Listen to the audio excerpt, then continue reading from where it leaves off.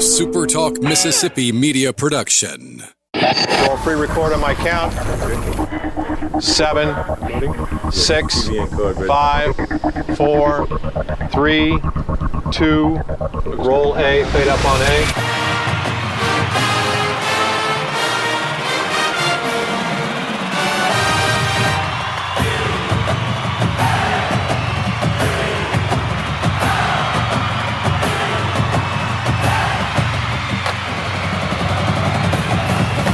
Southern Miss to the top.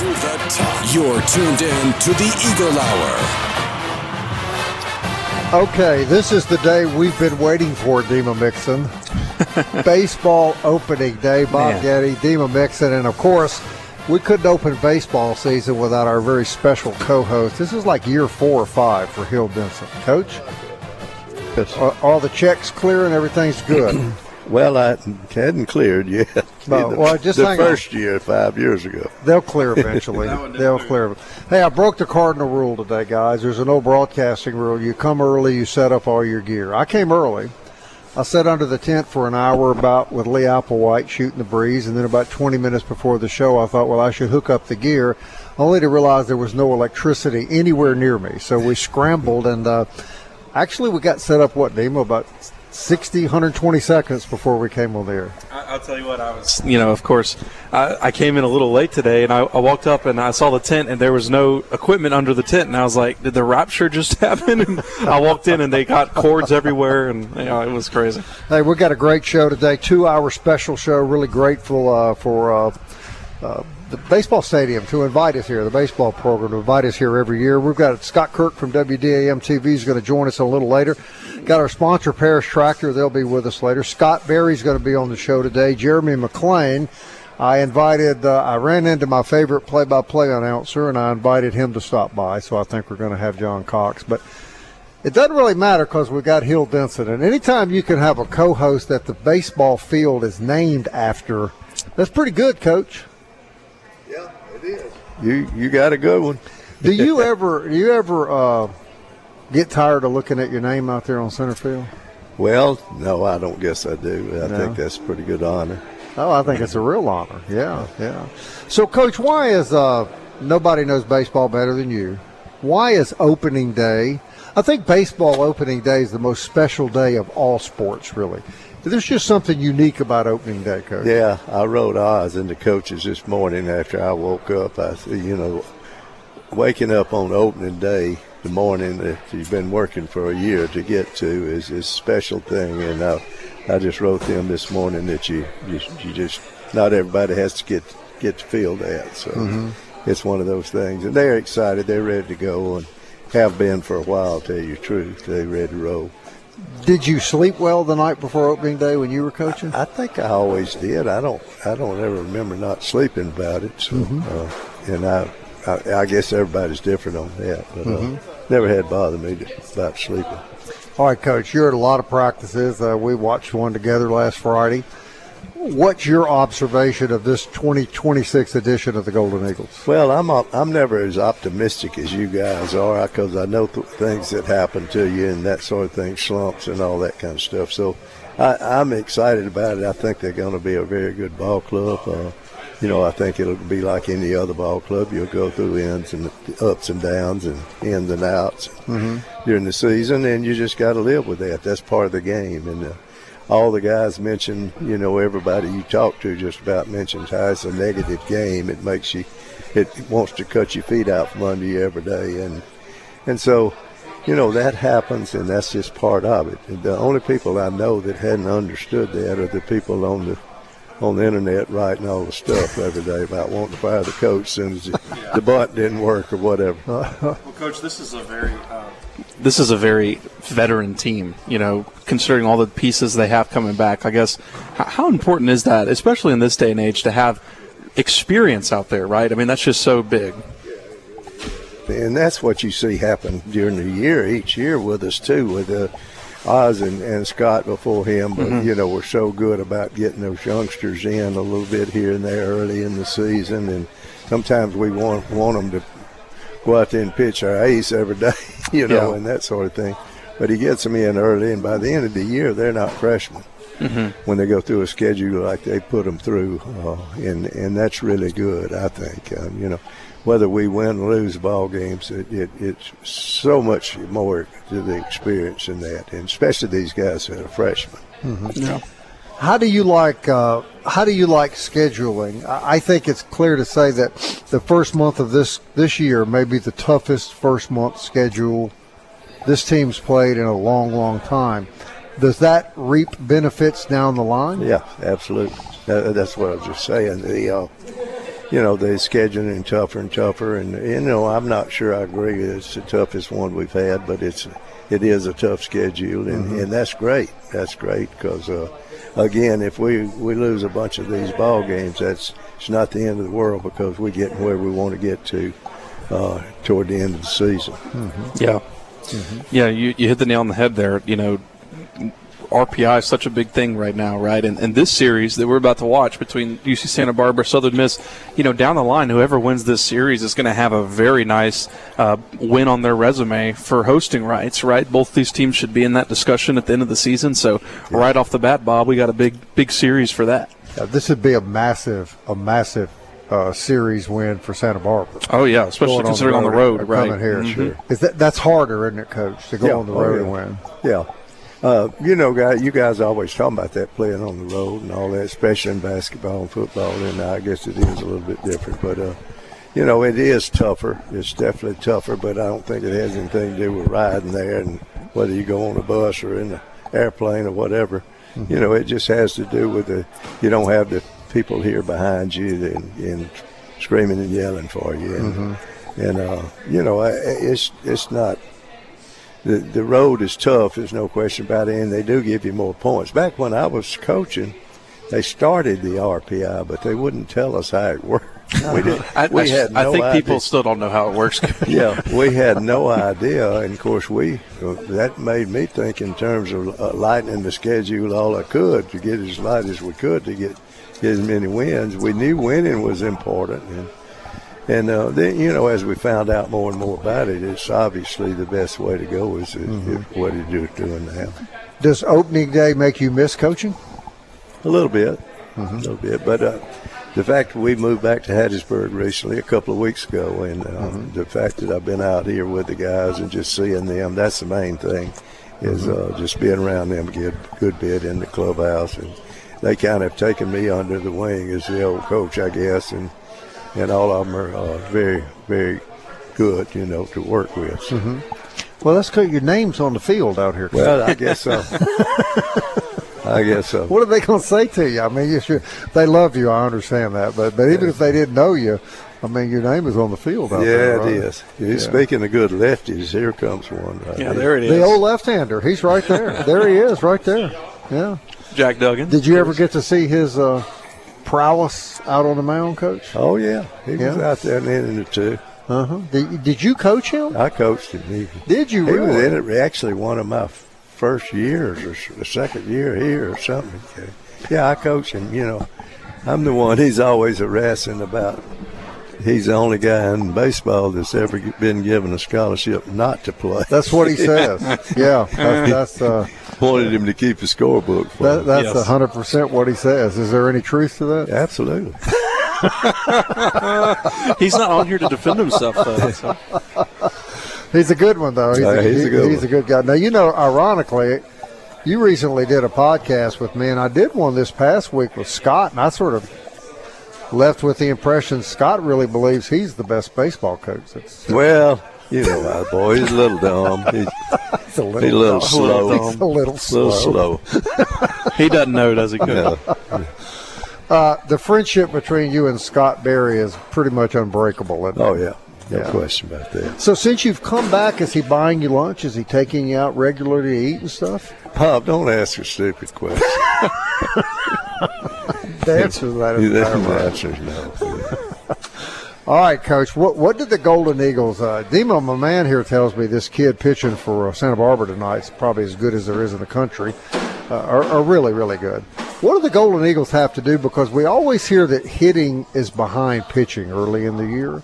So what would be the game strategy coming in if you're facing a really good ace? How do you approach that? early like this? Just do what you do. Go out there and plan to hit it. You know, you got to. Anytime they face a guy that's hitting 100 miles an hour, you know you got to be ready for a faster fastball. So you just got to adjust to the time, and it's harder to hit. And the big leaguers, you know, you see that when there's the guys are 97, 98, 99. You know what they see every day is not a big deal. One jumps to 103. All of a sudden they can't get around. They got to see it a little bit. So. You know, one thing about Jackson Flora, the pitcher on the mound today for UC Santa Barbara, he doesn't throw a lot of balls. He goes right in the zone, you know, and so I think a lot of times you just want to sit on that fastball, Bob, and wait for it. You know it's coming. Opening day at Pete Taylor Park. We've got Hill Denson with us, Bob Getty, and Dima Mixon. We're going to be out here till 3 o'clock. Coming up next, we're going to be talking to Scott Kirk, sports director, WDAM. Stay with us.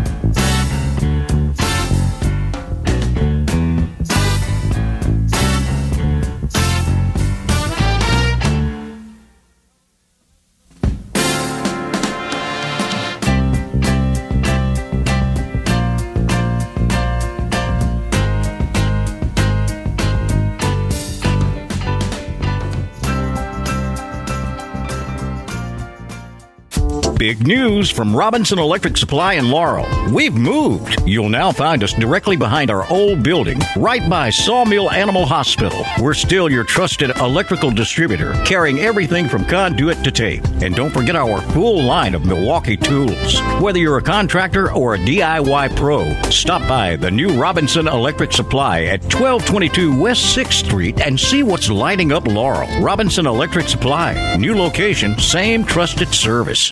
You're tuned in to the Eagle Hour. The Eagle Hour. Southern Miss to the top. Hey, welcome back. Opening day at Pete Taylor Park. And, of course, the Eagle Hour is here with our dear friend Hill Denson, Bob and Dima, and Coach Denson co-hosting today's show. Got Scott Kirk with us, sports director, WDAM TV. Scott, we were talking about the magic of opening day. Opening day at Pete Taylor Park, even more magic than a lot of places on opening day, right? I definitely agree. Happy opening day, fellas. Good to see you guys. And I was actually thinking about this morning. I'm getting ready. I'm doing my hair, trimmed the beard a little bit. I'm like, you know what? It's not just the baseball players are excited. Everybody coming to the park today has a little bit of a extra pep in their step, it feels like. And that's just great for the entire community, I feel like. There's just something different about it. I mean, there's nothing truly like it. And even like you said, me and you, Scott, who's media, who's covering the team, we're still just as excited. Exactly. Right? I was thinking the same thing. We're just showing up to watch, and we're getting ready to make sure the hair's looking all good. Imagine how the players feel. Yeah. You know, for those of us that have hair. This means, too, that I will not have to go to another athletic event anytime soon that some stranger will walk up to me and say, hey, Bob Getty, how many days till baseball? Yeah. Because it's here, Coach Denson. It's here. Yeah, it is. Did you have to do your hair this morning? Yeah, did you, Coach? Yeah, put makeup on. Did you? I see he's got a little rouge on. It's looking good. Some eyeshadow. I actually was a little dizzy this morning and out of sorts. So. Oh, really? You all right now, right, Coach? I think so. All right. I guess just brightened your day up to see us, isn't it? That or the sunshine. I'm not sure which it was. See, Bob, I always thought the students and the viewers called you Bob Ghetto. That's what I thought. Oh. Some do actually. In fact, in my honor, they even made a social media page for me. It was great. I'm eternally grateful, Scott. So you know about the love affair I have with them, huh? Most definitely. No, but it's all over now in baseball. In baseball season, it feels like all the pain just wipes away. Everyone's has a smile on their face. All right, Scott Kirk, I'm going to ask you, how good can this baseball team be? I think the sky's the limit for this team. I think it's fascinating. Lineup-wise, last season there was – it was really a record-setting lineup, right? 116 home runs. I'm talking to Coach Travis Creel a couple weeks ago. He thinks that this lineup could be just as good as last year's was. There's a lot of confidence there. Really, it's going to come down to the seniors stepping up. Matthew Russo, how consistent can he be at the plate? Can Davis Gillespie do what is so hard for so many human beings to do in general and come back from a huge setback? Can the younger pieces like Ty Long step up? I'm really excited for it. Pitching-wise, that's the thing that's just like, if everything's firing on all cylinders, it's going to be magical. We got Colby Allen, of course, on the mound. so many options. The rotation's so deep, they opted to go with McCarty English over a proven guy like Cross Sibley, or even a transfer from Tennessee like Thomas Crabtree. We haven't even mentioned about those guys, just the weekend guys. So just think about how deep they are. If things go healthy for USM and they win these big games, I think it's going to be really exciting. I do see a storm in there, or maybe they lose a series, but per usual, I see them going on a winning streak heading into May. That's what I think. Coach, how much do you worry about the loss of two really tremendous players at shortstop, or three, shortstop, second base, center field? You just had an almost supernatural creature playing center field the last couple of years. Yeah, he was. And so how concerned are you about defensively up the middle of the field replacing all that? You asked me how I would have been feeling about it. I would have been worried about it until I saw the guys that we have with Long and Marson, the two center fielders. Not sure which one's going to play, but they're going to be good and strong. They just won't have quite the speed that they had in the outfield when nobody does. Right. In center field that we had last year. And actually nobody even knew that going into the season. Correct. We didn't even know that he was there. I don't know if he knew it or not, how fast he was. I had barely heard his name spoken. Yeah, for real. Well, he had been hurt for a year, Correct. And been out. So, you really never did get to see him and know how he was. His high school coach is a good friend of ours, and, he had always said he can really do everything, so and he could. So there was actually three in a row, three really almost freakish center fielders in a row, wasn't there? Yeah, and hopefully one of these will turn into. Well, that. we would hope so. How much are you concerned, Scott, about replacing kids like Monaster and Ozzie Pratt? I'm not really too concerned about it, honestly, because last season we were concerned about, oh my goodness, they lost Slade Wilkes, and they were just as powerful, right? 4 out of 5 years they have guys like Reed Trimble, Etzel, Cook, McIntyre. I don't know if the center fielders this year could be as good, but if the bats are picking it up, I don't know if it matters defensively as much, right? So it's going to count on that, and Urban is a consistent bat. I think they'll be okay. Yeah, I think there's just going to be some growing pains early in the season, but I don't anticipate it to be like the reason they lose a game late in the season, right? Like, there's going to be some moments where it's going to be like, oh, Nick Monaster would have made that play. Oh, Jake Cook probably would have made that play. But it's just plays that veteran players like those players could make at that point in their season. So early in the season, I envision it to be maybe some growing pains, some areas. But by April and May, they're going to have those positions very much, I don't even know the word I'm looking for, but well, really, if I may add, worked out. Thank you, Coach. At Butler, Joey Urban did play center field. Obviously, we didn't get to see that last year because there was an alien in Jake Cook. But if Joey Urban was good enough at Butler and he was an all-conference type guy, come May he might make that play because he's played so many games at center field again. Yeah, I would expect Caleb Stelly to play center by the time in April and May, but we'll see. We'll see. There's just they have a lot of depth there. I think the biggest question to me is second and short, because Ozzie and Nick were just so consistent at those positions. And those are the positions to me that early in the season you might see some woes. But again, that's early in the season, and you expect that at multiple positions. And I felt the same way when Dickerson left. Correct. You're very right on that. About whether or not Ozzie could do it. Yes. Yeah. And this program's in a position now where they reload. They are not just searching for the next player. They expect Ty Long at shortstop to be just as good as Ozzie Pratt. And you definitely feel like this lineup is not final. So, come May, there's definitely going to be one guy who's stepped up that we have not even mentioned in this 2-hour show probably, because that's how deep I feel like the program is. Obviously, this lineup's going to change so many different times. And that's what's exciting to me, to see who's going to step up to the challenge when this team needs it most. All right, Coach, next question for you. You take a kid like the one that will be pitching tonight, who was a relief pitcher last year, and now all of a sudden he's the Friday night guy. How do you have to adjust your mentality as a pitcher to go from being the guy that's coming in, relieving 3 or 4 innings, to the guy that's starting out? I don't think that's a problem at all, Bob. He's matured enough to handle whatever situation he needs to handle, and of course he's added a couple of pitches too that he didn't have to have as a reliever. He just he's had another pitch too since he's starting, and they've seen him so long. So he'll be fine. There's no question about it. Were you at all surprised at the weekend lineup when you saw it? Maybe a little bit surprised at the Sunday starter, maybe? Well, no, I wasn't sure about McCarty because he's been out, so I wasn't sure if he's back. In fact, I thought he was hurt a little bit the other day and wasn't going to be able to pitch this weekend. So I'm, I wasn't surprised at that at all, and I'm not sure they got so many to pick from. I'm not sure who they're going to go with next. Do we play Tuesday, Wednesday next? Tuesday, yep, and then they go to Round Rock. Yeah.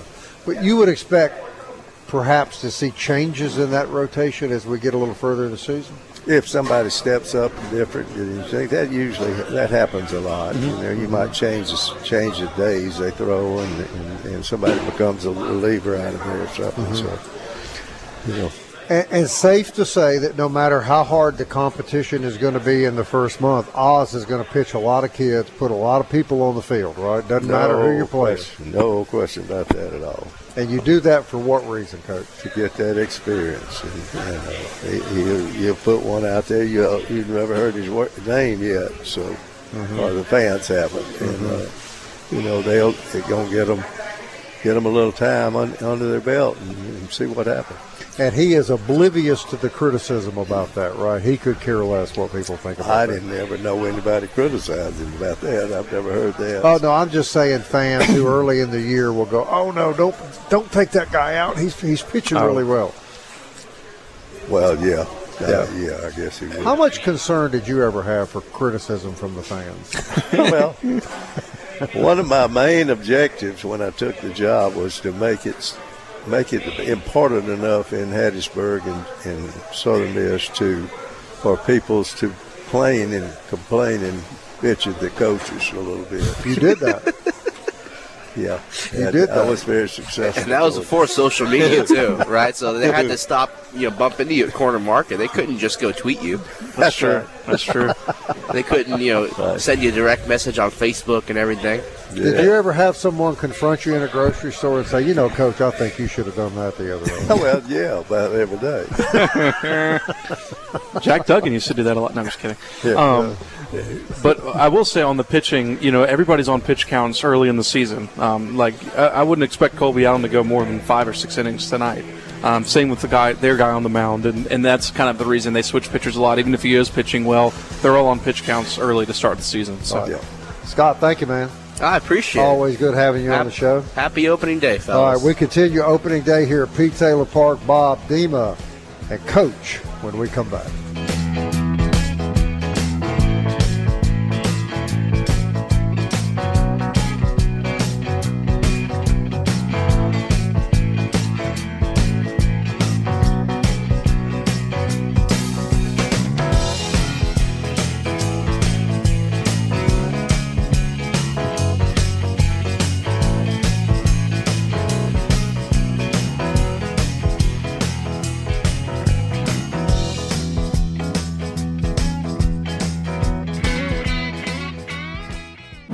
Southern Miss to the top. To the top. You're tuned in to the Eagle Hour.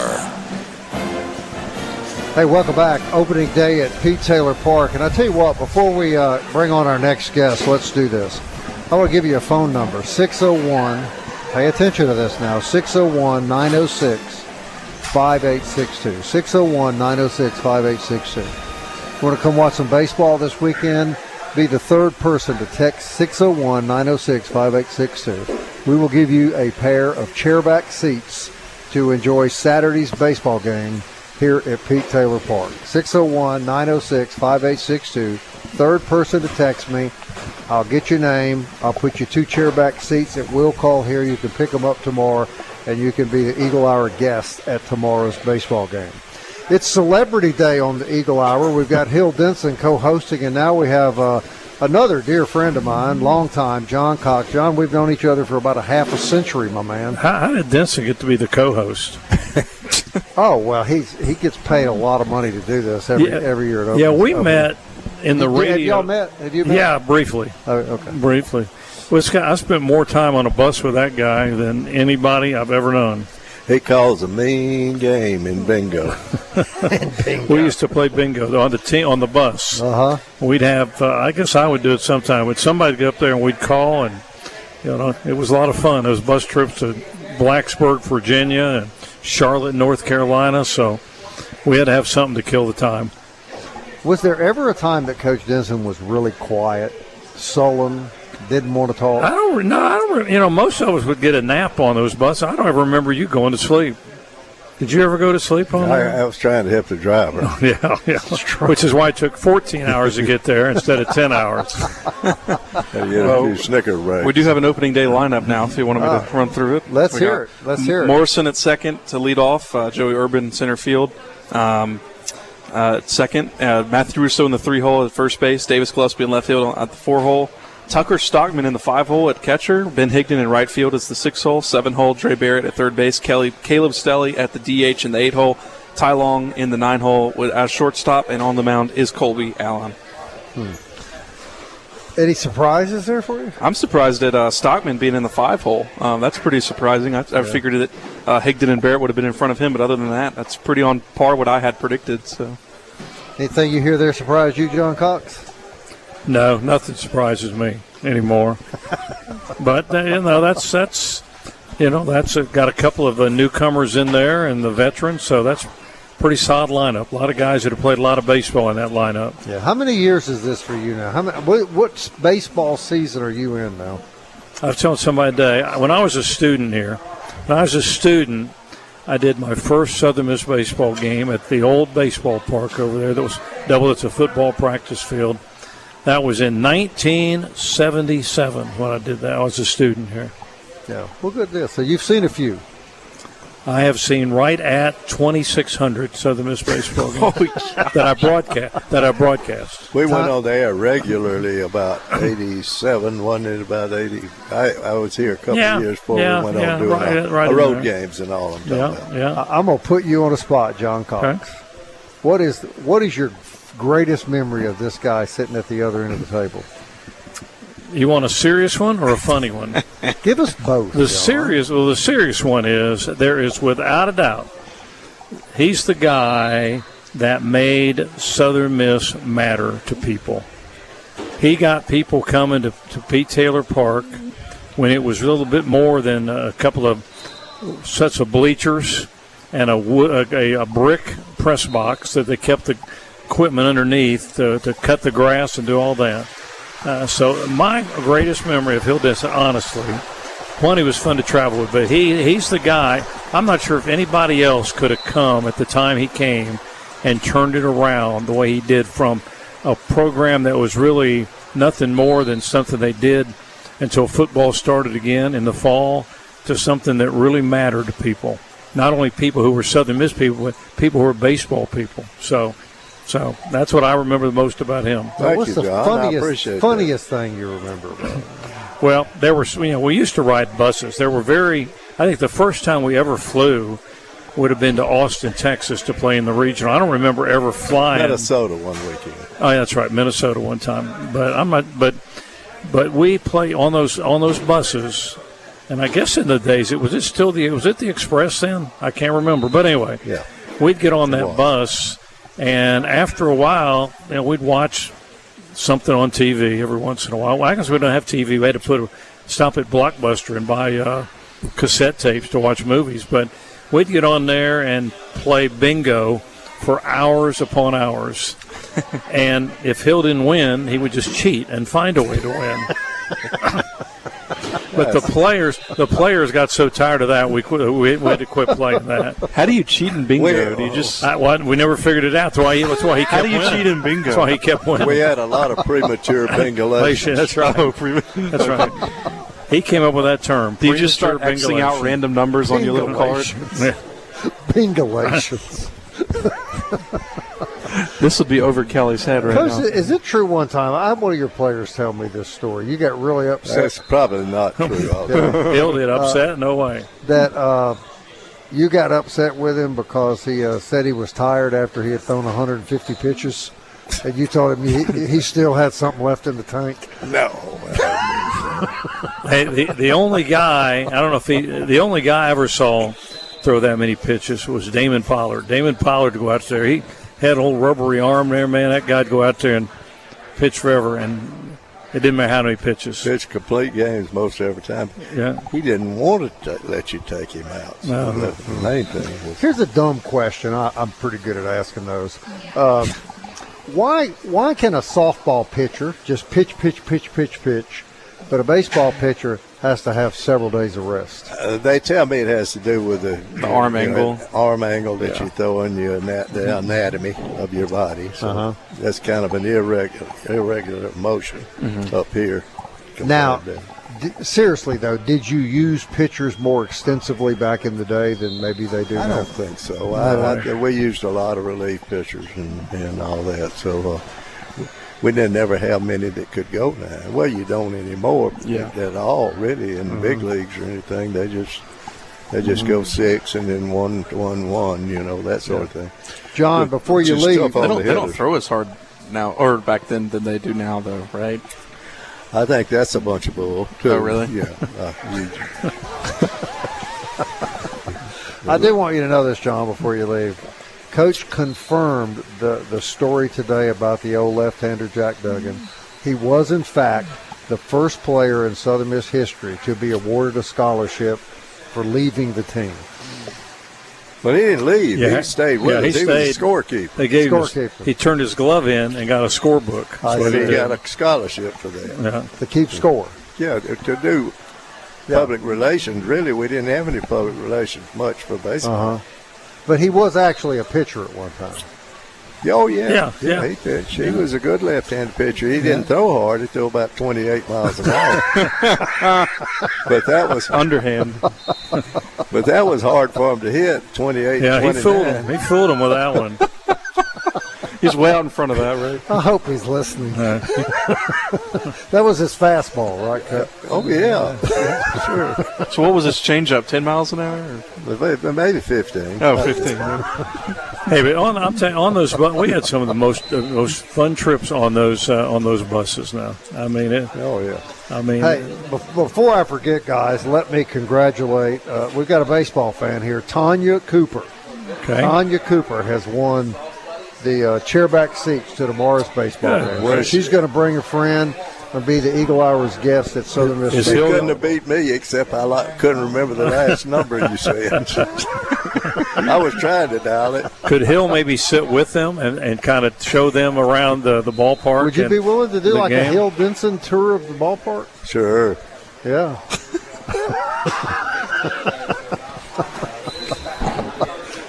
She would learn places about this place nobody knew about. She'd Now, probably yes. learn a lot of things Yeah. that she's Yeah. never heard. She's never heard before. If I were guessing. Here come the Gauchos. Hey, one question, Coach. What's it like to have a gigantic bobblehead in your own image? Do you ever stand by it and let people take pictures of you? Yeah, it's different to stand by. It's a little bit of. Well, being the best looking of the four is the best part. That helped, didn't it? Yeah, that helped. and Yeah, the it helped. No belly. I'm going to ask. Can I ask Hill a question? Of course. Hill, growing up, who was your baseball hero? Who did Mickey you? Mantle. Mickey. Yeah. And Yogi, I like Yogi. Were you a Yankees fan? Oh yeah, still am. Were there a lot of people down this way that were Yankee fans at the time? No. Since there wasn't a, or with the who was? Well, I guess there were a good many in Bassville, where I was growing up. My best buddies were big Red Sox fans, and I couldn't understand that. Is that because of Ted Williams or why? I don't know why they were that stupid, but I was just a Yankee fan. Like a lot of people down here were Cardinal fans, why is because they that? could hear the games on KMOX and. Well, now that was a little after what I'm talking about. I'm talking about elementary school and all that. But So yeah. pre-World War II, then, right? Yeah. But the Cardinals did become our team down here because you could hear them every night. KMOX. Yeah. Yeah. All right, John, thank you for stopping by, brother. John Cox, everybody. We'll be right back. Going to continue opening day coverage here at Pete Taylor Park on the Super Talk Eagle Hour.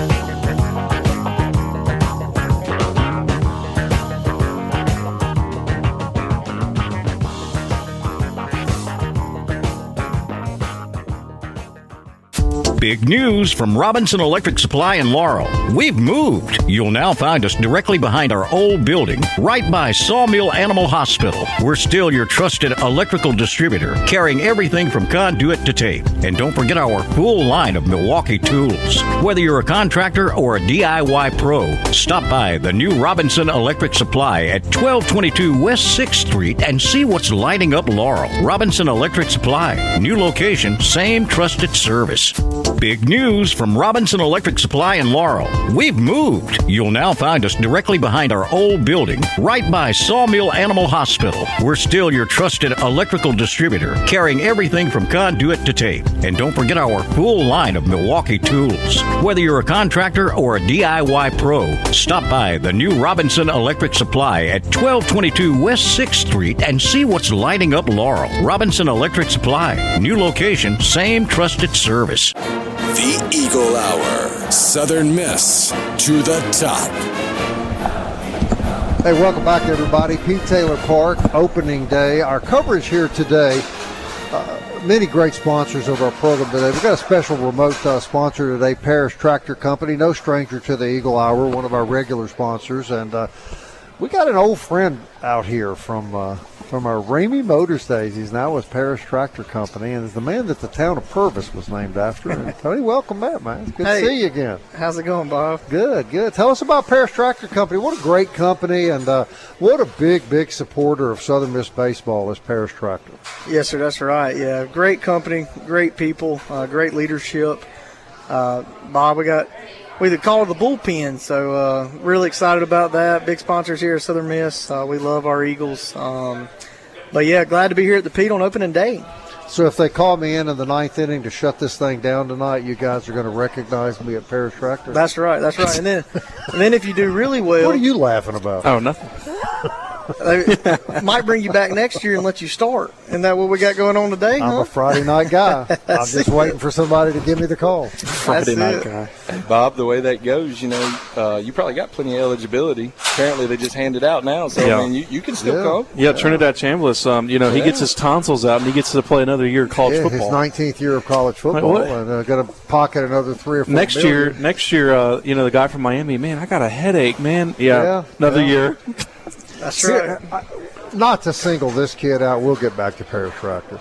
These guys are milking this that know they can't play in the NFL. That's exactly right. He's not going to play. He's not going to be an NFL quarterback. No, he's going to get more money to go back to Ole Miss. He's got a $6 million NIL deal. 100%. And I just feel bad for people like Deuce Knight who made this decision to transfer to Ole Miss, and now what's he going to do? And he said he was promised the starting job. Yeah. He really said that.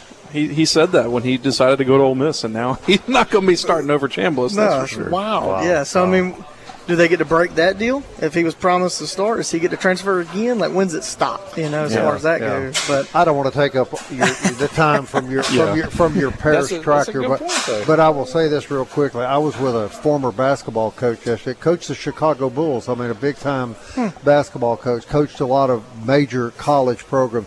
He told me a quick story about a friend of his that is a basketball coach, and he wouldn't tell me the school. He said they paid the kids $750,000 to redshirt. And then the starter got injured, and the coach went to the kid who had the $750 and said, we're going to have to lift that red shirt. And the kid said, Coach, I just don't think I'm going to do that because that would cost me a whole nother year of NIL money. I'm not going to lift the red shirt. And he had already been given the $750. So I looked at him and said, well, I'm the coach, and I write the names on the red shirt list, and yours is getting erased. All right, well, look, guys, I want to talk about Paris Tractor. I could bitch too much about the NILs. I apologize about that. What do you guys want our listening audience to know about your great company? So Bob, I've been there almost a year now, and I've taken over the rental, and Hattiesburg Rental has taken off. Bob, we ran anything from the small stump grinders to trenchers. And, we got the SVL, which is skid steer track loaders. We got all kinds of attachments we can put on the front of those. Bob, we got them. We do day rates, weekend rates, week, month. As long as you need it, Bob, we got it for you, man. We even do tractors. We got bush hogs we put on the back. We got all the implements you can put on the back there. All of them are four-wheel drive. All of them have front-end loaders. And then we got the excavators. If you like to dig, we can dig it. We got 2 ton to 14 ton. So we even got some big stuff there. real exciting time there to be be there at the beginning of this, Bob. We're growing, and it's exciting. You've got an excavator big enough to lift Kelly Center. Is that right? Almost. Okay. I thought when you said 16 R&D, ton, I thought R&D's working on that. Oh, I thought. Now, what's your role at Parrish, my man? I'm the regional sales manager over our store in Meridian and here. You guys have quite a number of stores. Yeah, we're up to 8 now, Bob. We got all the way from Gonzales, Louisiana, over there in the Baton Rouge area, all the way down I-10. You keep going to Marianna, Florida, and then we got a bunch of places. We got most everybody covered. And he didn't get an introduction, so if y'all tuned in from Rock 104, you might know this man, but that's Patrick Hawk speaking on the other side. No, I got you, Patrick. I apologize for that. That's fine. But Tony brought up a good point with the track loaders. When we saw that scouting report from UC Santa Barbara with this pitcher throwing 100, we tried to get Coach Oz maybe let us bring a skid steer and push that mound back a little bit. Yeah, that's right. I thought maybe we could get something working there, but.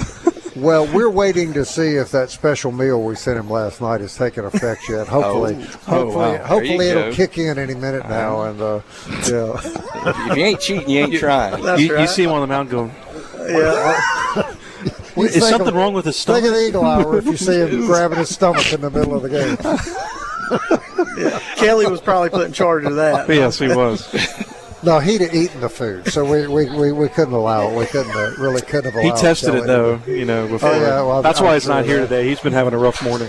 Hey, real quick, guys, before we hit the break, why is Parrish Tractor so supportive of Southern Miss? Because you truly are. Well, it goes all the way back to Lee Parrish, who owns the company. He went to school at USM, so he's got deep ties. But most all of us, we're not from anywhere else but here. Everybody involved in this location for sure is from the Pine Belt area, and most of us have always loved Southern. Hey, I thank both you guys for coming here. We love Parrish Tractor. Please let the ownership know we're grateful for their sponsorship of our show, and you guys are welcome to hang around as long as you like. Thank you, Bob. Parrish Tractor now renting. We rent it. All right, guys. Thanks so much. Second hour of the Eagle Hour rolls around in about 6 minutes. Stay with us.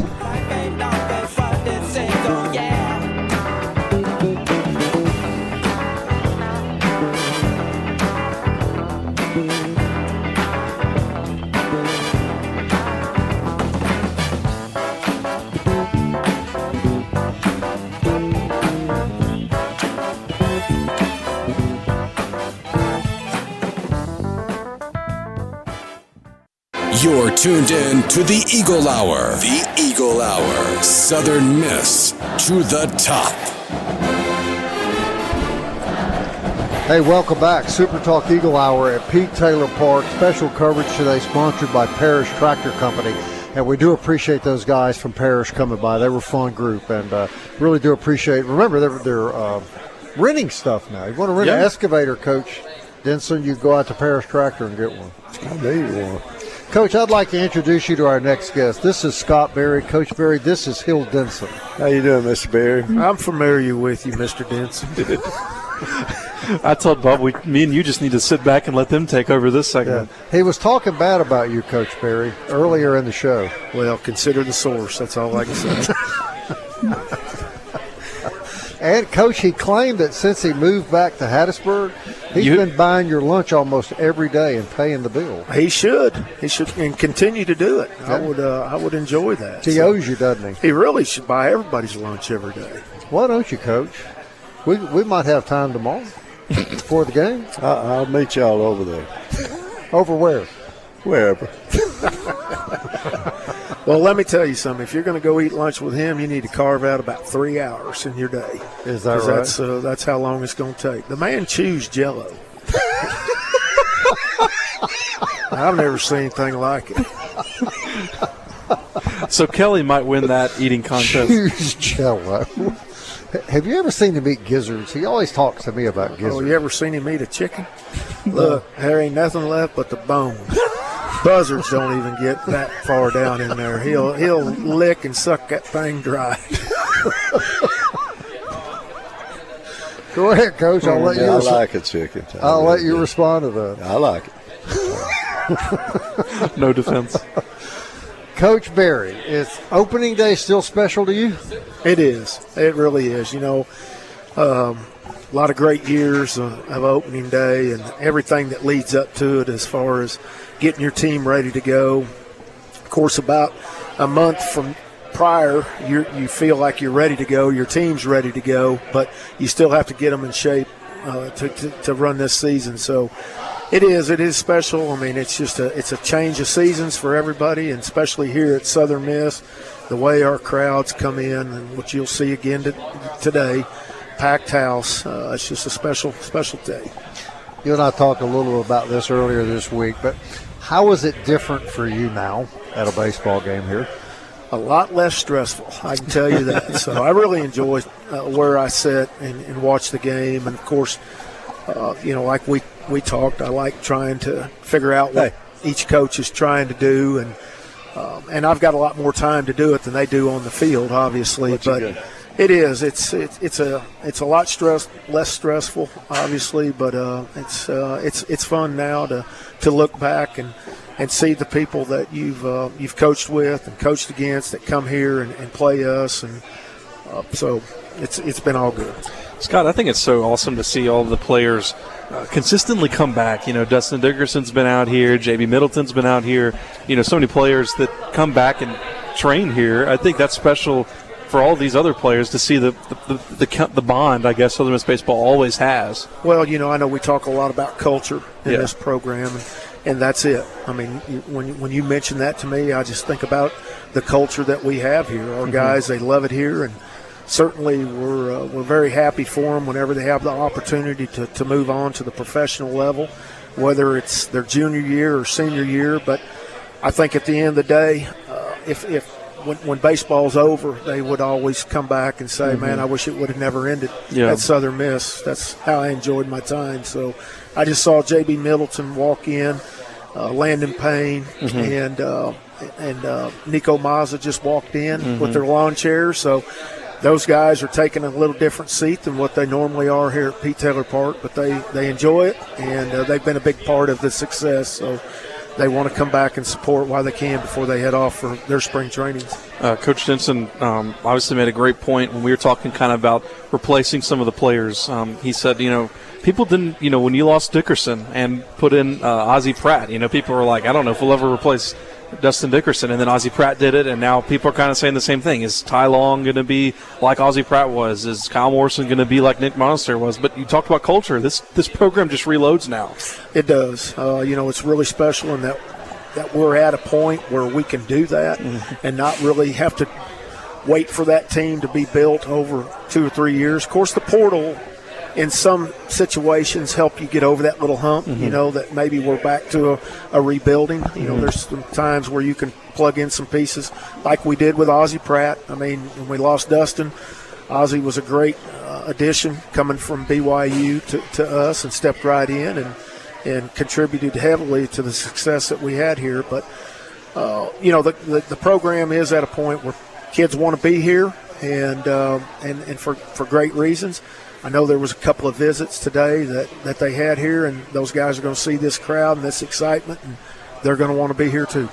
Landon Payne was actually at our studio yesterday, Coach, and he said he had just left the complex. He was out here working out, that J.B. Middleton was here working out. That's not unusual, is it? These kids come back. You know what? And we have a lot of guys from other schools and even people that signed out of high school that come back and work out with us over the years. I mean, Anthony Alford used to come here and work out. Gerard Dyson, who never attended here, he would come.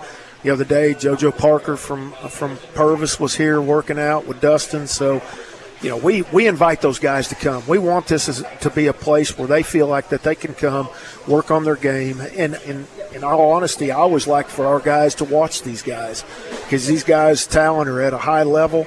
And to see them work and do what they do has to be a great and positive influence on our players.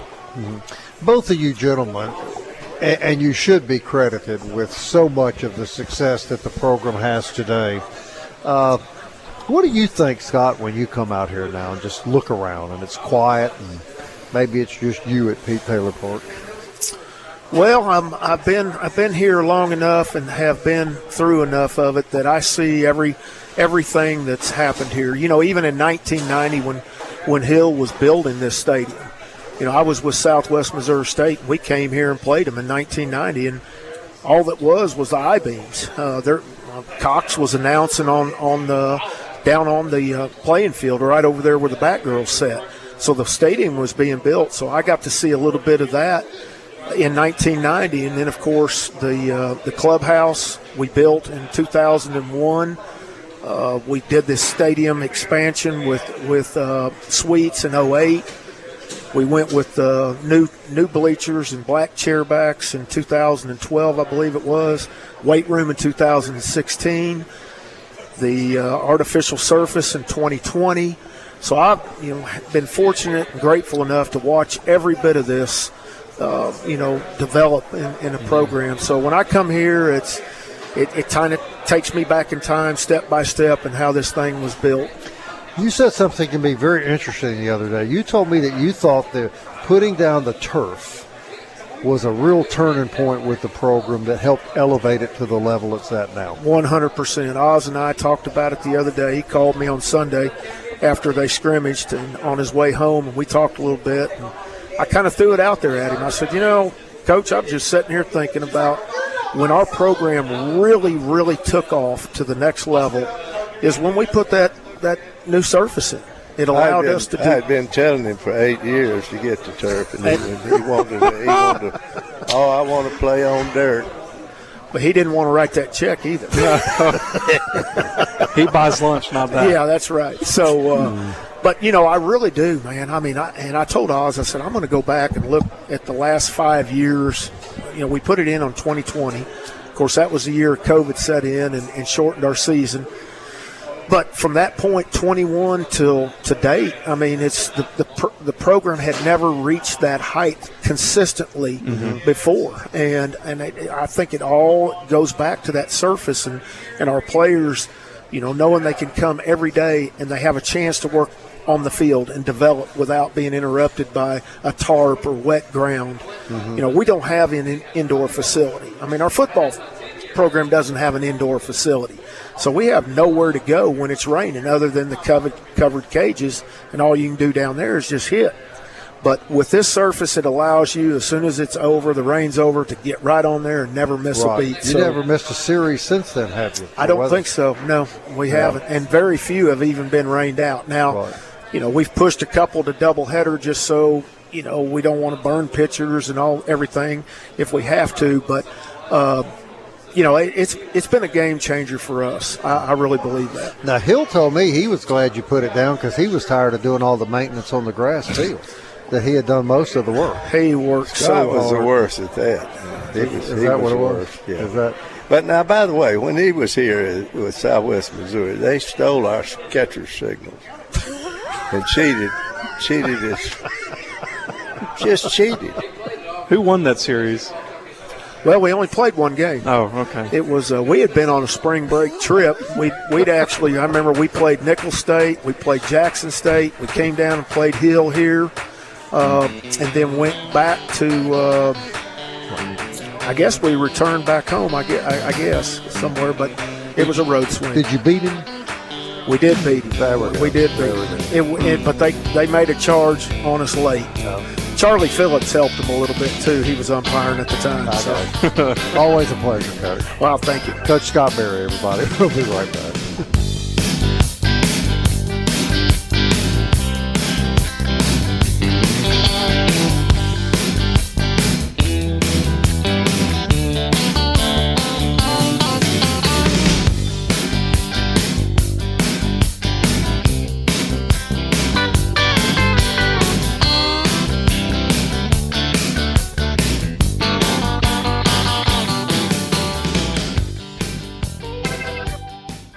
Southern Miss to the top. To the top. You're tuned in to the Eagle Hour.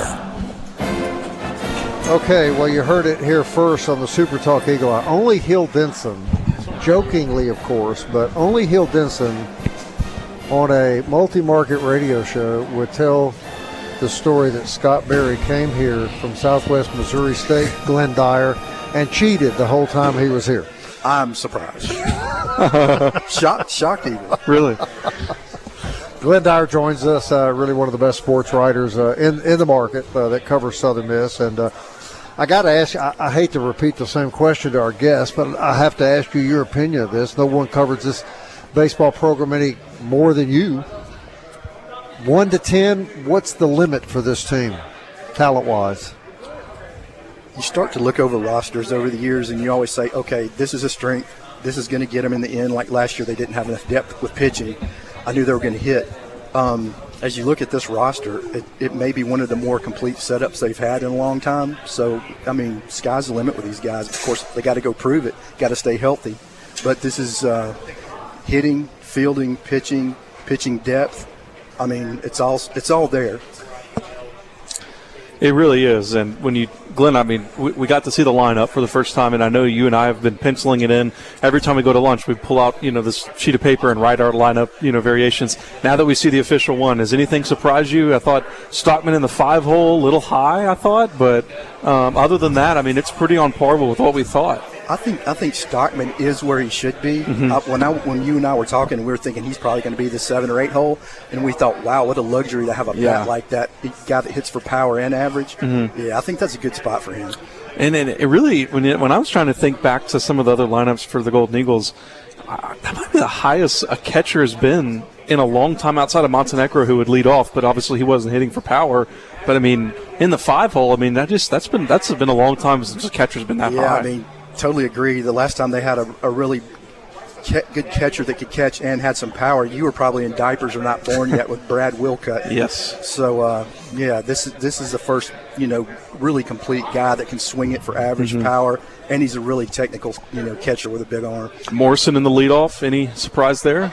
That's a weird leadoff for me.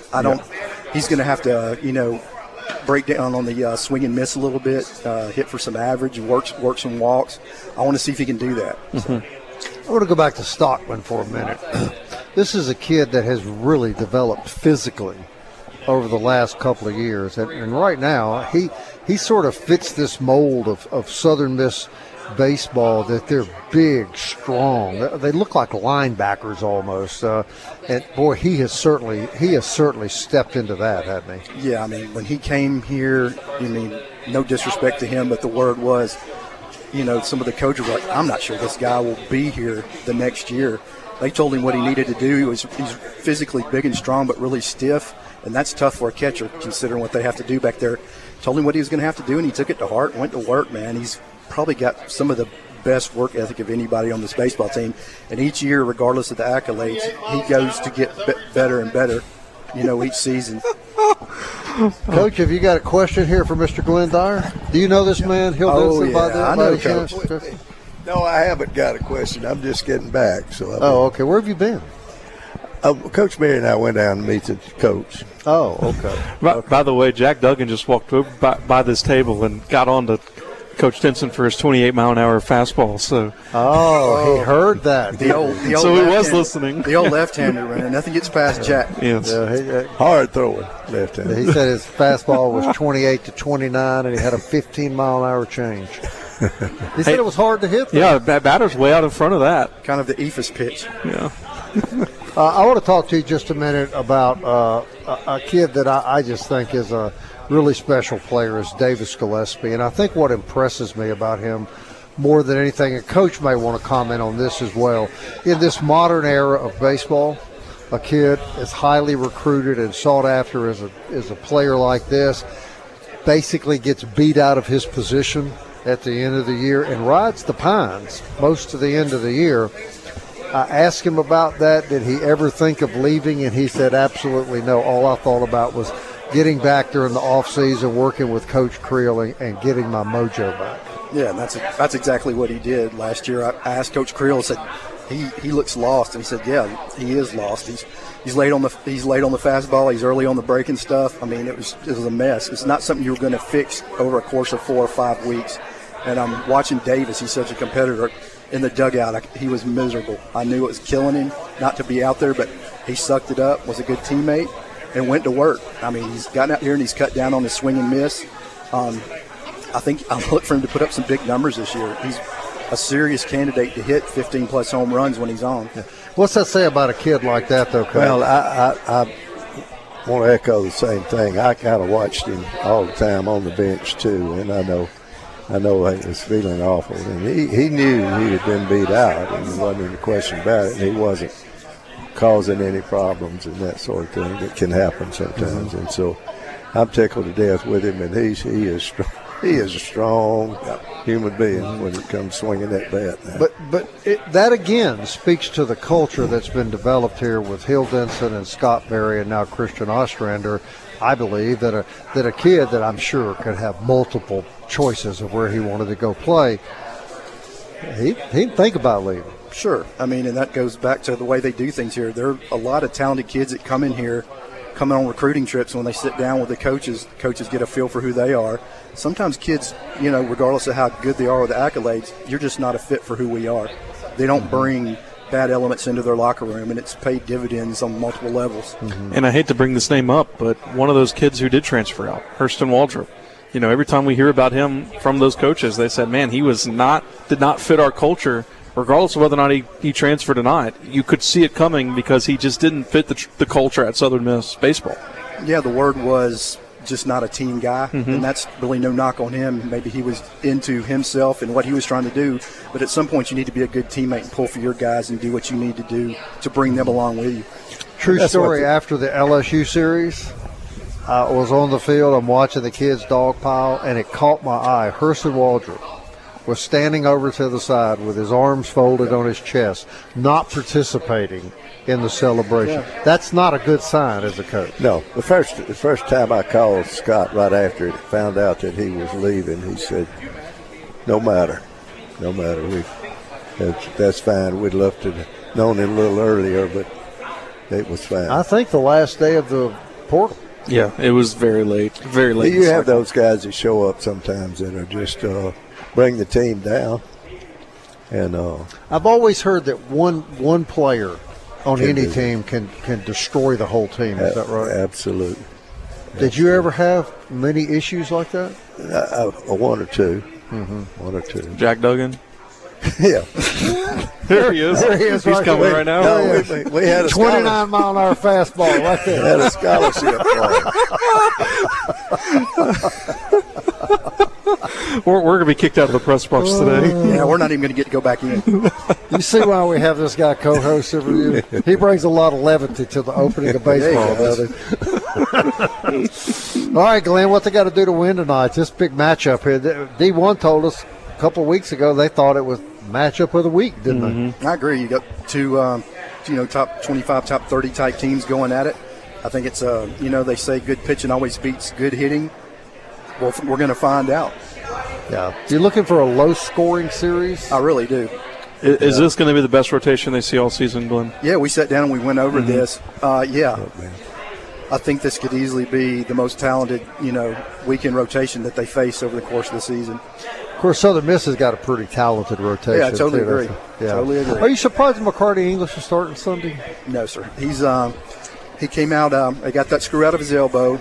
Took care of the pain he was having, which was leading to some problems, up top. Didn't have confidence in what he could do and if he was healthy or not. He's healthy. He came out in the fall. The first half of the fall, he's having trouble locating his stuff. Then he started locating. You could see him starting to get his mojo back. And then since then, he's been lights out. How good can he be, Coach? Good. He's a good one. No. Yeah, 3-pitch guy. I mean, if he only has 2 going, he's dangerous. If he gets 3 going, you're going to have a tough afternoon with him. As will Colby Allen should be much more effective with that changeup, right? Yeah, it's not even fair. If you're a right-handed hitter and you're gearing up for the fastball, the sinker, or the slider, and he throws that out of that same arm slot, have fun. Yeah. Should be quite a matchup tonight. What did Travis Krill tell us yesterday about UC Santa Barbara, Glenn? He said something like, all their guys throw in the mid-90s to high 90s. Thanks, Oz. Is that what he said? Yeah. He also told us this week that he gave it to the third. Now, I want to ask you this, too. Travis told us he would give it to the third inning of the game today before the Fire Creel stuff would start on the internet. Yeah, and I think that's ridiculous. I've talked to tons of kids who've come here and played baseball. They love Travis Creel. Left here, played pro baseball, and, they come back, into a man. They say he's one of and they've had pro hitting instructors come back and tell me he's one of the most solid hitting instructors they've ever had over the course of their career. So yeah, you give it past the third inning, Coach? Maybe the fourth. Maybe the fourth. Yeah. I mean, he's got an unenviable task this weekend. Your approach with these three guys is going to be a little different than it may be with other teams. Right. Well, let me tell all the critics out there, Travis Creel is going nowhere. Yeah, exactly. Nor should he. Nor should he. Thank you, my man. Enjoyed it, guys. All right, Glenn Dyer, everybody. Jeremy McClain, Athletics Director, Southern Miss, still to come, as well as our baseball analyst. He's still to join us as well. We'll be right back.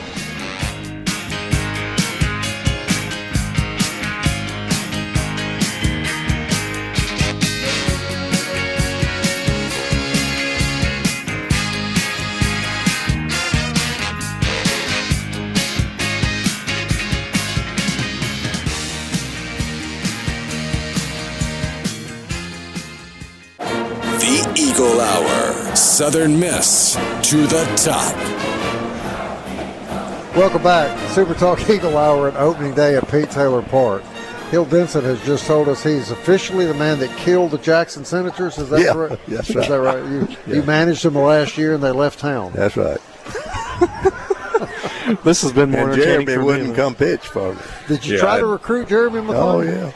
Jeremy McClain, Athletics Director, joins us. You've met this man. I have, and he did try to convince me to unretire. And is that right? I had all my bullets had been spent. By the end, I had nothing left. He wanted you to come pitch for the Jackson Mets. He had pitched a year before. I did. Yeah, I played with him 2 years, my last 2 years, and then hung him up, and I was done. We brought this up a few years ago on the air to Jeremy because we knew he would never bring it up, and we wanted people to know. But this man was a hell of a college baseball pitcher. Absolutely. Yeah. And pro pitcher. And pro pitcher, but he wouldn't pitch for me. Yeah. That's because he had heard about you making guys pitch 150 pitches. Hill said that Jack Duggan's fastball is 28 miles an hour. Is yours faster than that? Barely. Just a little bit. The changeup stays around 15. Jeremy, you're responsible for all athletics, but I know you're a baseball player. This is a good day for you too, isn't it? Yeah, always. I mean, I don't know if that has anything to do with my background. I think at Southern Miss, opening day for baseball is special for everybody, and everybody in the community, not just, but our staff. I mean, I think everybody gets excited because you know kind of what the possibilities are. You know the work that's gone into, getting to this point.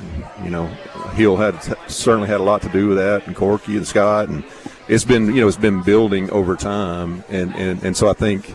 Everyone in this community is excited about opening day for a lot of reasons, and I think one of the reasons I'm so excited is the possibility of what can be. And I think we've got a really good squad, and I know Christian really likes the team in a lot of different ways, and so we've got a really challenging schedule, but it is a tremendous opportunity in front of us. Yeah, I was talking to Scott the other day and talking about his decision to retire, and he was talking about how he had made that decision early in the year. And I asked him, would you have been comfortable doing that if Christian Ostrander hadn't been on the staff? And he didn't answer me directly. He said, well, it made it a lot easier decision, but that was an easy decision for you, wasn't it? Yeah, it was, and that was probably the most difficult secret I've ever kept for 9 months or whatever it was. It was only you knew the whole year. Yeah. So we had really made that decision, Scott and I, of course, that was on his mind. We'd had a pretty in-depth discussion, and he wanted to make sure that as and this wouldn't surprise you, he wanted to make sure he left it the right way and it was in good hands. And so went ahead and made those plans, and we had to sit on it for 9 months, but it was the right move, and it certainly was easy for us to make that transition, and so in that regard it was an easy decision. Christian had proven himself in a lot of different ways, but he definitely was the right guy to take over. You couldn't have a better coach for the program, could you? No, I mean, anybody who's been around him understand. And I told people when he took over, like, he and Scott are very different, but the things that are important to them are the same. The things, core values of the program, things that are going to be important for our guys involved in the program are going to be the same. The expectations are going to be the same. Christian really is a guy who he chases perfection. He did as a player. He has as a coach. He's a guy that's always trying to get better, and I think that's one of the reasons he's been so successful. Jeremy, what does it say about this place that, I mean, there's been fans walking. We had an hour and a half till first pitch, and there's fans walking all through here just wanting to see BP. Yeah, you guys, I will say that it's dangerous for me to be sitting down here in the concourse. Somebody who may want to ask me some kind of question. No, I'm teasing. Yeah, but so it is great. It is Any great. particular question? No, yeah, well, pick one. It is great to just the excitement that comes with opening day and the anticipation. Kind of you can't help but enjoy people on whether it's social media or whatever. Just kind of the lead up to opening day and the countdown and all the conversations that are happening, and you can kind of feel it in the air today. And it's a really special thing. I'll tell you another spring sport that we think's off to a really good start. It's the softball team, Jeremy. Yeah, and they're in Florida this weekend. They'll play later today, a couple games later today. Another tournament down there, and really good opening weekend. Went 4-1, and they've got a really talented but really young team, and so that's exciting. I think they've got between freshman and sophomore, they've got there's about 20 of their 27 or 28 total that are freshman or sophomore. And so, if she can keep that group together, she's got a chance to really take a big step as a program. And I think they're going to compete this year. They're going to be young, but they're talented, and they're off to a really good start, as you mentioned, and got a chance this weekend to kind of continue down that path. And, the challenge in the Sun Belt in softball, much like baseball, if you were a baseball program in this league trying to get your footing and make progress, it would be really difficult because it's such a deep league. It's the same with softball. It's a really deep softball league. And so Natalie's done a fantastic job, and we have improved in a lot of different ways. And I'm excited about what this year looks like and for the next couple of years. I don't want to venture too far real quickly away from baseball, but we don't get an opportunity to visit with you that often. I want you to comment on a program that we think is tremendous, is the track and field program. Yeah, John's done a great job. I will admit, we haven't for a long time probably had as many resources as we want for our track program. And John has really adapted to that and figured out ways to put his teams in a position to score and be successful and go recruit the right way. And he just he does a fantastic job. And I can't say enough good things about what he's done with that program and what he continues to do year in and year out. Right, I agree completely. Jeremy, obviously today's opening day, big day, but tomorrow for athletics in general, huge day. You got baseball in the afternoon, women's and men's basketball doubleheader, long day for you guys, but both basketball teams struggling right now. Yeah. And I know you probably get this question a lot, but what do you do with those programs? Yeah, I mean, there's a couple of things that have to happen. Number one, we're addressing one of those, which is the renovation process, and so that is going to be a big step, I think, for our programs. But that's not the only answer to that question. I think certainly those programs are in different places. You talk about women's basketball with Missy and her first year, and they've certainly had some injuries and some things that have hurt them and kind of put them in a little bit of a stretch here where they're trying to get back on track, and it's been frustrating for them because I think they're more talented than that. And then on the men's side, Jay's had some injuries too, but we've just not been able to get over the hump. The league from a basketball standpoint has so much parity. There's not much difference from team to team and program to program.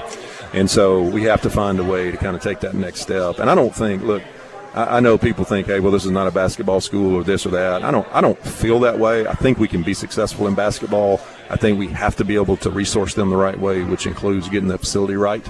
And then we've got to figure out a way to make it translate from putting together a quality roster to getting to a position where you're the top 4 seed in the conference tournament. I think that's where you want to be, and that is our goal on both sides. And so yeah, we've got some work to do, Dima. It's not a deal where we're just going to say, hey, well, we're just not. We're going to be an average team. I don't accept that. Certainly, we've struggled to kind of get over the hump, but we got to figure out a way to do that soon. Any thoughts as to how you're going to address this moving forward at this point, or do you need to let the season play out? I think we let the season play out. I think there's still a lot of basketball to be played. It's like I said earlier, I don't think the league is such that there's not anyone on our schedule we can't beat. Right. I think we're talented enough, whether we're talking about men's or women's. I think we're talented enough to do that. And so I think we let the season play out, and then we like we always do. We evaluate kind of where we're at, what's in front of us, what are all the kind of pieces to the puzzle. Certainly success on the court is a big part of that, but there are other pieces to that puzzle too. So I think we evaluate all of that and then try to, like I said earlier, to make sure that we make progress as a program and get back to where we want to be. When that comes, will you as an athletic department exercise all possibilities with that, trying to get basketball back to where it needs to be? Yeah, I think so. I mean, yes. So, when we talk about what does it take to be successful, it really, you've got to be able to have the right people in the right places. You've got to be able to resource the program the right way. And so, and I know people like to think that we're not doing that. I think we are in some ways. I think, from a rev share standpoint, I think our 2 basketball programs are on the upper half of the leagues. And so we're trying to give them the opportunity to get over that hump and to be in the mix each year.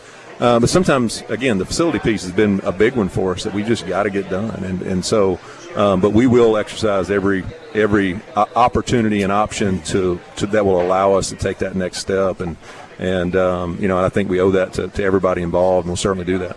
One frustrating thing is they games they lose are close. Yeah. They're close. It's not like they're just not able to compete.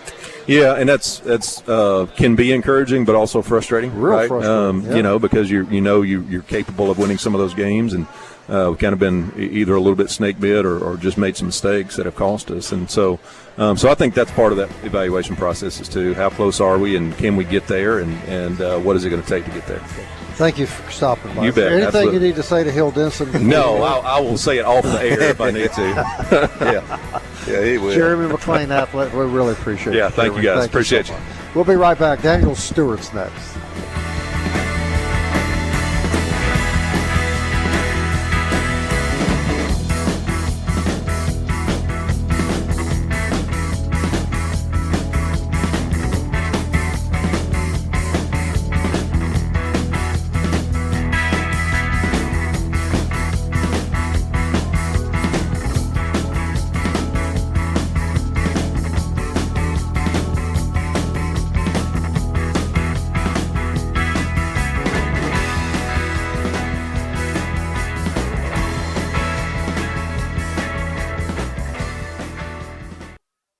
You're tuned in to the Eagle Hour. The Eagle Hour. Southern Miss to the top.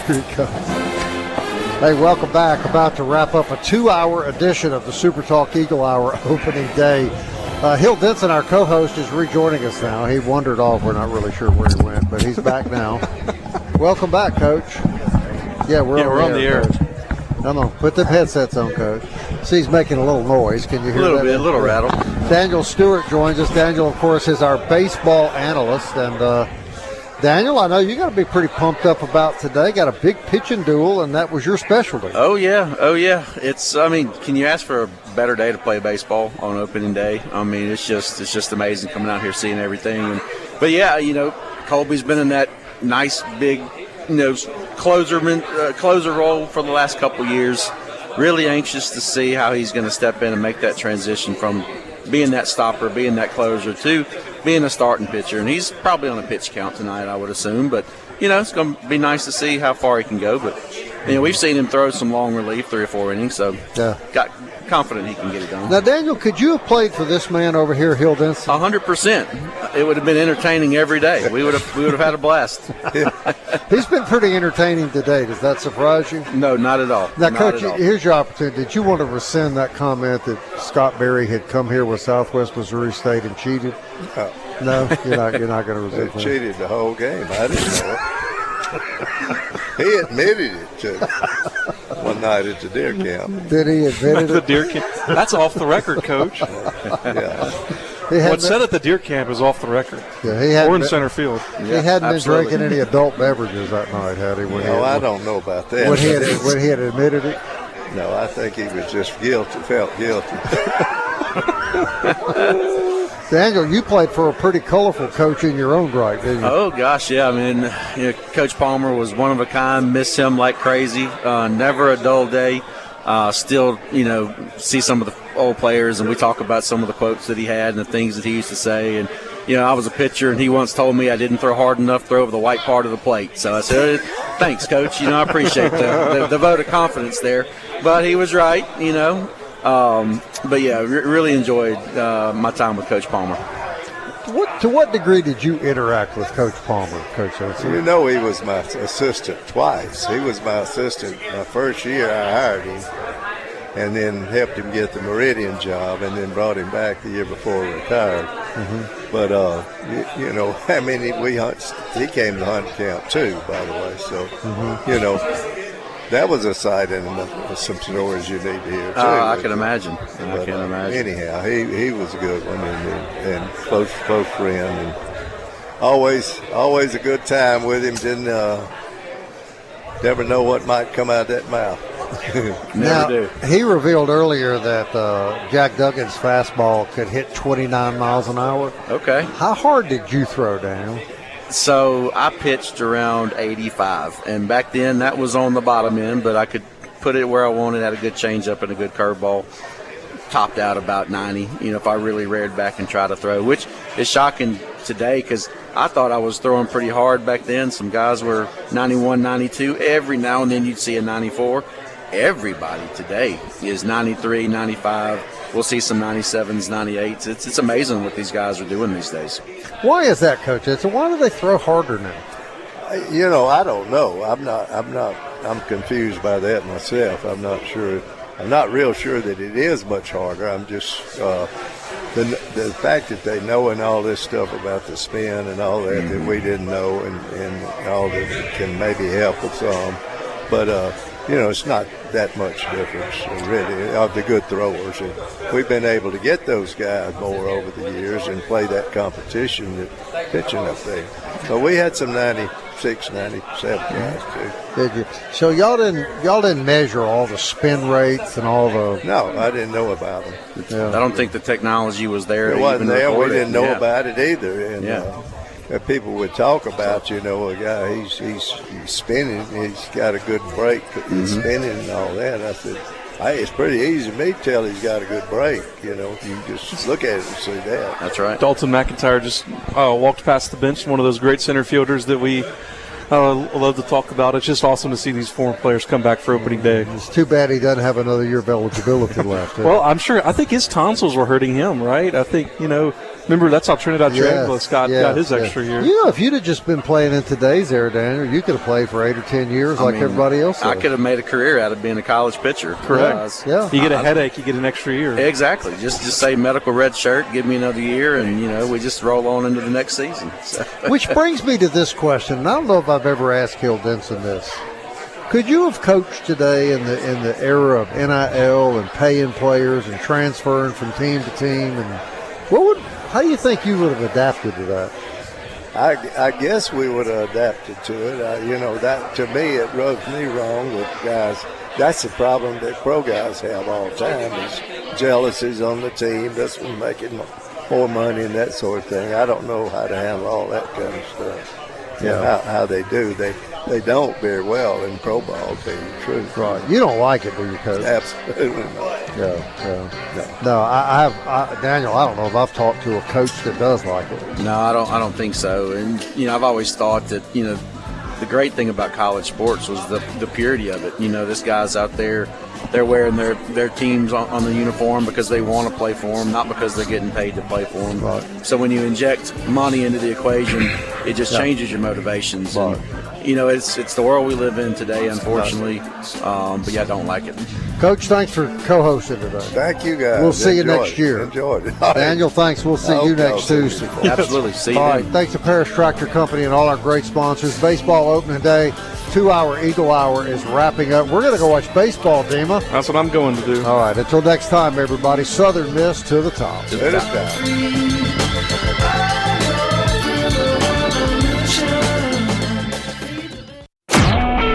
A SuperTalk Mississippi media production.